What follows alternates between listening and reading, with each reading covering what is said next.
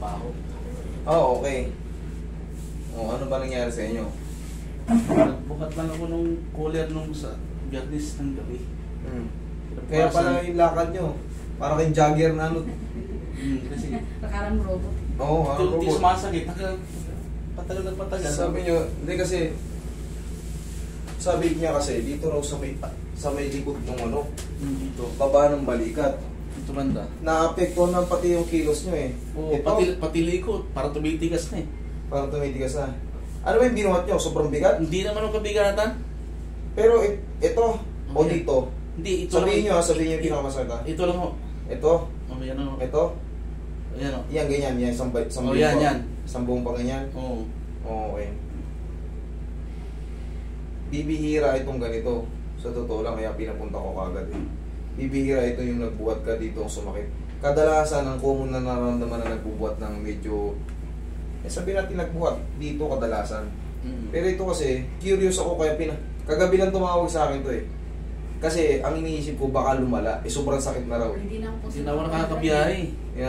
Dito, Tatlo pang college na. 3 pa pinaaral, kaya sabi ko, punta ka na kagad.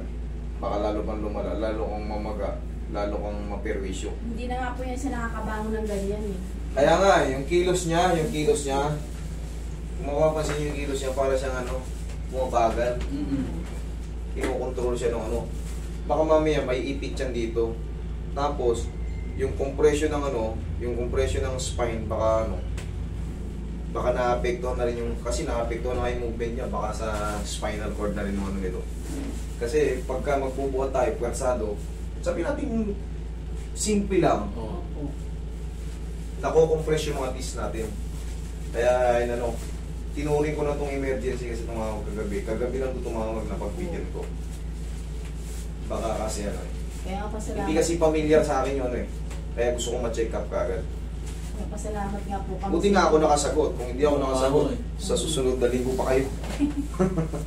Malaki. Nakita nyo naman may pila, di ba? Gutom na po kami. Yung iba kasi talagang nahihirapan mag-book. Relax. Magpa-follow up lang kayo para ano tayo. Mabilis lang ang booking ngayon, hindi na kayo mahirapan, linggo-linggo lang. Hindi na namin ini-stock kasi yung dati. Katulad dati, nag-i-stock ako.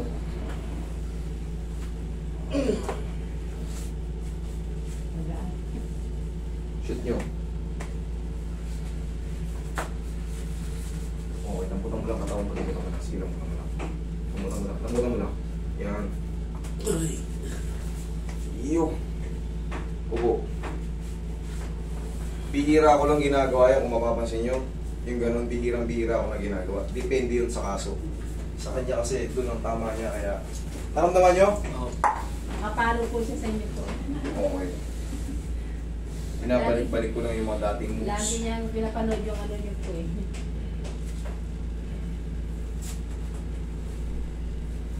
Ngayon, ito namamagayin dito mo. Mga 1 linggo pa yan makaka-full recover. O sabihin natin 4 to 5 days.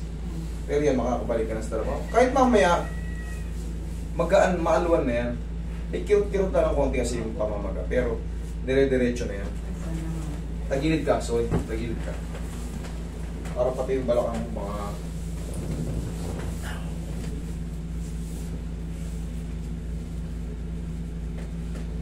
Relax na.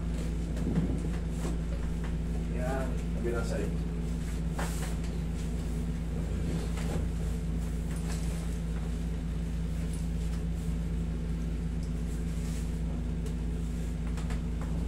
Hindi ka na nakakapagtrabaho. Dapat.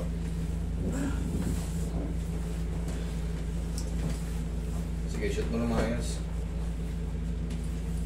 Saan kayo sa may paho? So, may, malapit to sa Pure Gold. Malapit sa Pure Gold. Malayo ba kayo sa Tuna? Malapit to. O yung hepe nyo dyan, shoutout sa hepe nyo dyan, si Major Punelas. Yeah. Yan ang bago yung hepe dyan.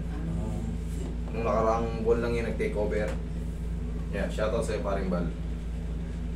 Major Bal. Balmart. Punelas. Yeah. Nakaichong yung hepe nyo ron.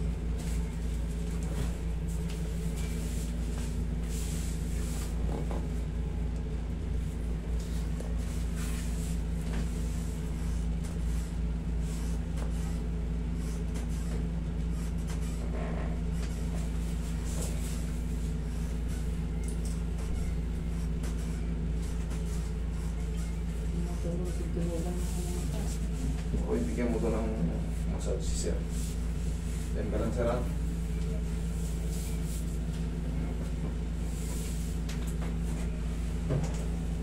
Anong oras na pa?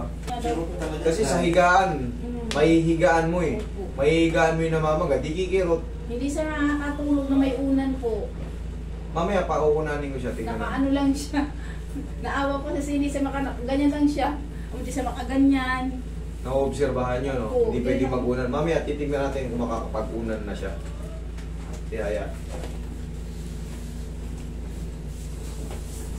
Pero may pain pa yan ha, yung... Opo. Kasi may namamaga rin ito sa ano niya eh. Nakabukol yun sa meno eh. Yung shoulder blade niya. Opo. Yan, nandyan yung pinaka problema ni sir eh. Sa totoo lang, kumbaga, hindi yan pangkaraniwan eh. Kasi ang pangkaraniwan, kasi ang kwento niya sa akin, nagbuhat daw siya eh. Pangkaraniwan yan sa mga lower back tinatamaan. Bibihira sa mga upper. Pero sa kanya, upper ang tinamaan. Pero paklas din yan. Okay, inhale. Exhale. Diyan ka lang muna.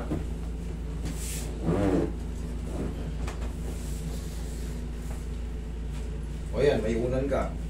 Obserbahan mo. Kung sumasakit. Kung papasakit ng papasakit.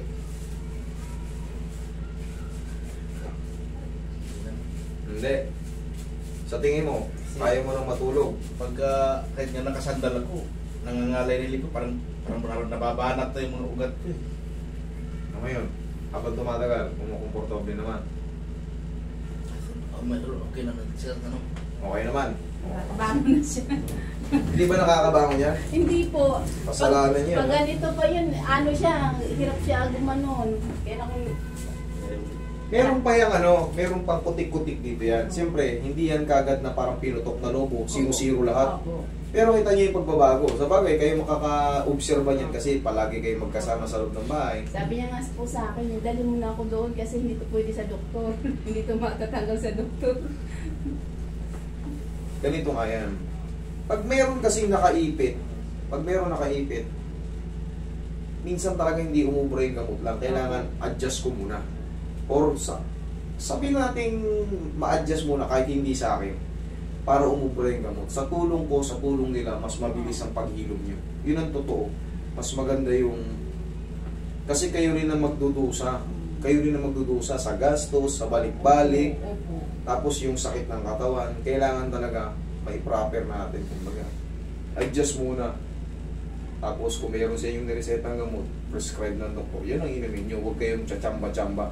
Ay hindi, ito yung ininom ng kumpare ko noon eh, natanggal eh. Huwag. Baka mamaya allergic kayo ron. Kailangan talaga magpa-check up kayo. Iba-iba tayo ng katawan. Merong iba, ayaw kumain ng tahong. Yung iba naman, malakas sa ganun. Yung iba, hindi kumakain ng baka, na-allergic sa mga sa hipon. Yung iba, hindi. Kaya iba-iba tayo. Kaya ganun din yan sa gamot. Baka mamaya, ma-allergic kayo. Yung sinabi sa inyo, kumpare nyo, ito inumin mo, maganda to. Tapos namaga kayo, o nahilo kayo, o di kasalanan nyo, kailangan magpa-check up. Kung mag-aano ng gamot, para hindi tsamba-tsamba. Tumunog pa.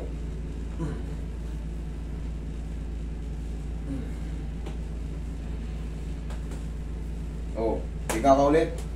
Tapos biglang tayo, biglang mo kung kakayanin mo na. Ay, sarap. Ay, makatread na pa. May pambaho na yung mga anak mo. Okay na. Ngayon, 3 to 4 days, mas gaganda pa. 1 to 2 days, parang may kutik-kutik pa yan. May pain-pain pa yan, normal lang yun. Kasi hindi naman lahat talagang 0-0 baklas. Oo, galing sa masakit eh. Galing sa masakit eh. Galing sa namamaga, alam nyo naman yun. Pero yun nga, 3 to 4 days pataas. Back to 0 ka na ulit. Ha?